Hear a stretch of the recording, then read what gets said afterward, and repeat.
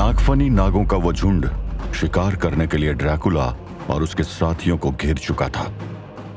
बलौर के जाल में फंसकर राजा नागनाथ के सारे योद्धा मारे जा चुके थे, लेकिन ड्रैकुला अभी खड़ा था और वो बहुत गुस्से में था। अगले ही पल मानो बिजली कड़की। नागफनी नागों को समझ भी नहीं आया कि आखिर क्या हुआ, लेकिन वो समझ के भी क्या कर लेते। ड्रैकुला बिजली की तरह मूव कर रहा था। उसके पंजे नागफनी नागों के जिस्म को चीर रहे थे। ड्रैकुला उन नागों को मारने में इतना व्यस्त था कि उसका ध्यान अपनी ओर बढ़ रहे खतरे पर गया ही नहीं, जिसने ड्रैकुला को उठाकर दूर फेंक दिया। सेनापति, ये तुमने क्या किया? राजा नागनाथ और अनीता हैरानी से सेनापति पदम सिंह की तरफ देख रहे थे, जिसने ड्रैकुला को एक टक्कर में दूर उछाल फेंका था। ड्रैकुला ने इस हमले की उम्मीद नहीं की थी। उसने ऐसी जोरदार टक्कर आज तक महसूस नहीं की थी। वो मर नहीं सकता था, लेकिन उसे अपनी हड्डियों के चटकने और दोबारा जुड़ने का दर्द महसूस हो रहा था। Big mistake. सेनापति, पागल हो गए हो क्या? ये क्या कर रहे हो? राजा नागनाथ के सवाल के जवाब में सेनापति पदम सिंह गुस्से में बोला, पागल? पागल तो तुम सब हो जो महामहिम बलौर को मारने चले हो। अरे वो तो हम नागों के लिए ही तो लड़ रहे हैं। आखिर कब तक हम ऐसे छुप छुप कर रहेंगे? कब तक इंसान इस धरती पर राज करते रहेंगे और हम नाग उनके पैरों तले कुचले जाते रहेंगे? कौन किसे कुचल रहा है मुझे नहीं पता, लेकिन तू मेरे पैरों के नीचे दम तोड़ेगा, ये बात तो तय है। या यूं ले लियो। ड्रैकुला ने सेनापति पदम सिंह की तरफ दौड़ लगा दी। उसके पंजे पदम सिंह को फाड़ देने के लिए उसकी गर्दन की तरफ लपके। अचानक पदम सिंह ने ड्रैकुला की कलाइयों को पकड़कर उसे हवा में घुमा दिया और जोर से जमीन पर पटक दिया। अगर महामहिम बलौर का आदेश तुझे जिंदा उन तक लाने का ना होता तो मैं तुझे यही मार। I hate dialogues. Padam Singh बोलने में बिजी हो गया था और ड्रैकुला ने उसी का फायदा उठाकर जमीन से उछलते हुए उसके पेट में एक जोरदार किक मार दी। पदम सिंह लड़खड़ाया और अगले ही पल एक भारी भरकम मुक्का उसकी नाक पर लगा। जब तक ड्रैकुला को मारना दो तब तक मारना बंद नहीं करना चाहिए, और वैसे भी ड्रैकुला मर नहीं सकता। जानता हूं तू मर नहीं सकता, लेकिन तुझे मारना है भी नहीं। महामहिम बलौर का आदेश है तुझे जिंदा उन तक लाने का। ड्रैकुला और पदम सिंह एक दूसरे पर वार कर रहे थे। दोनों ही युद्ध कौशल में माने हुए लड़ाके थे, इसलिए एक दूसरे के हमले को रोक पा रहे थे। अगर तुझे मुझे पकड़ना ही था तो दिन में क्यों नहीं पकड़ लिया? उस समय तो मैं शायद तेरा सामना भी नहीं कर पाता। पदम सिंह एक योद्धा है, एक नागवंशी राजपूत, और राजपूत को युद्ध लड़कर जीतना पसंद होता है। ये दोनों ही गजब के फुर्तीले थे।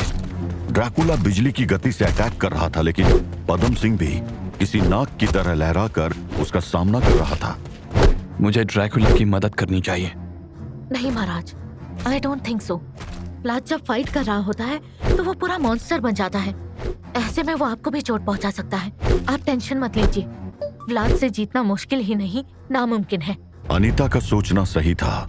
जैसे जैसे लड़ाई आगे बढ़ रही थी, पदम सिंह का पलड़ा हल्का पड़ रहा था।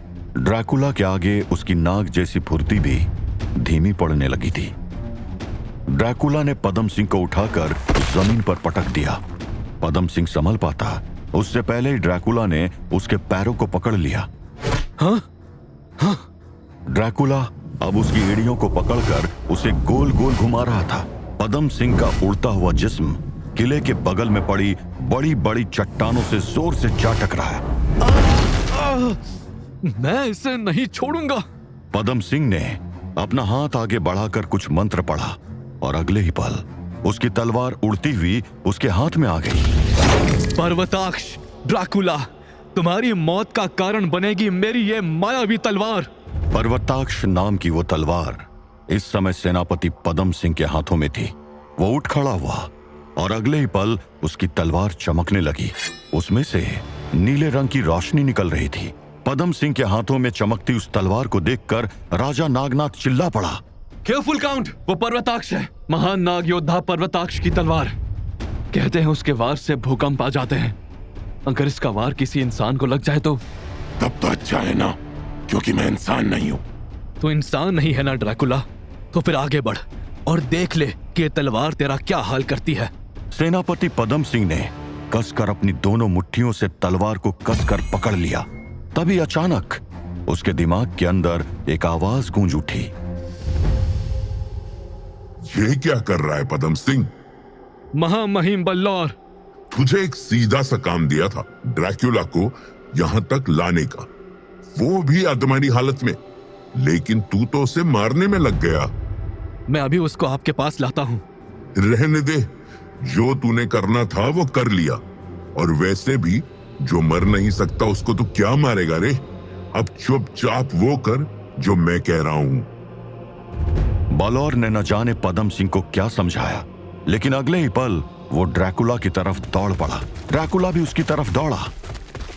दोनों एक दूसरे के काफी करीब आ चुके थे, लेकिन तभी पदम सिंह नाग रूप में आ गया और तेजी से लहराते हुए ड्रैकुला के रास्ते से हट गया।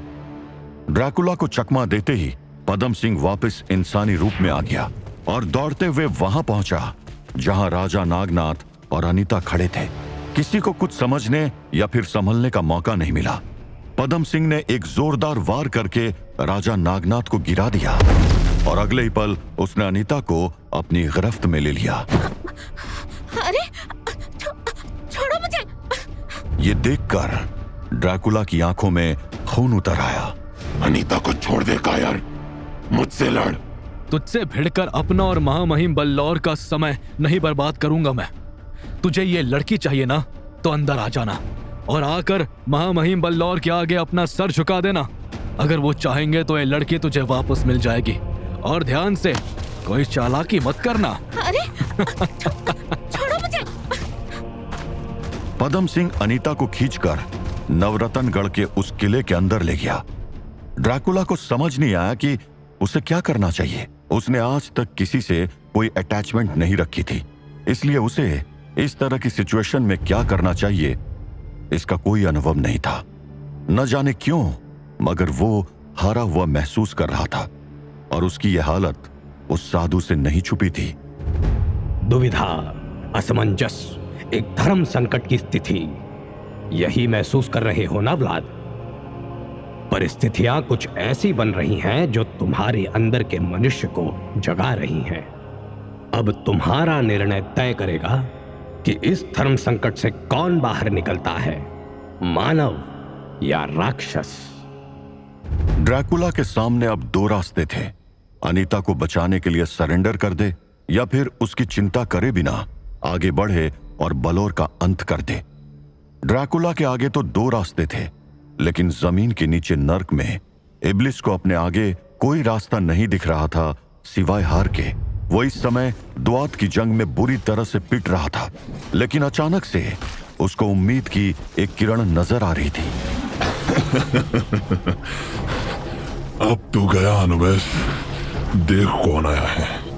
मेरा दोस्त लूसीफर अपनी सेना के साथ आया है। वो अब तू अकेला है और हम दो। अनुबिस ने नजर उठाकर देखा। लूसीफर की सेना रुक चुकी थी और उसके आगे एक विशाल काले रंग के चमगादड़ पर बैठा हुआ था Prince of darkness, Lucifer. Welcome Lucifer, तो तुम भी आ ही गए। अपने दोस्त इब्लिस की हेल्प करने आए हो, तो रुक क्यों गए? आगे बढ़ो, अनुबिस के अंदर अभी बहुत फाइट बाकी है। लूसीफर ने अनुबिस की बात का जवाब नहीं दिया। वो चुपचाप खड़ा होकर कभी इब्लिस तो कभी अनुबिस को देख रहा था। फिर वो अपने चारों तरफ देखने लगा, जहां अनुबिस के योद्धा इब्लिस के शैतानों को मार रहे थे।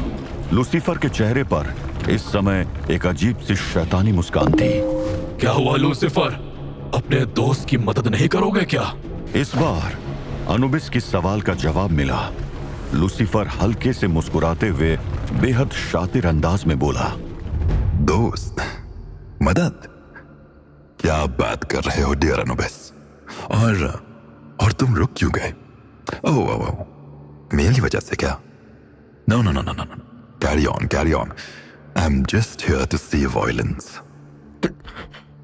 क्या बोल रहे हो लूसीफर?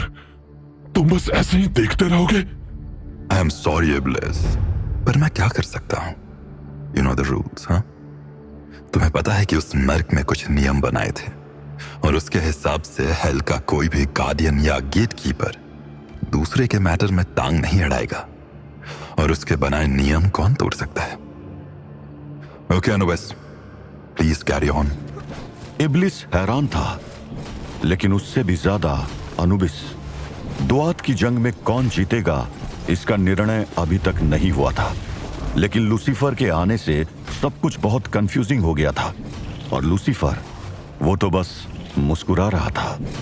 एक खुराफाती मुस्कान उसके चेहरे पर दौड़ रही थी, जिसका मतलब शायद कोई भी नहीं जानता था।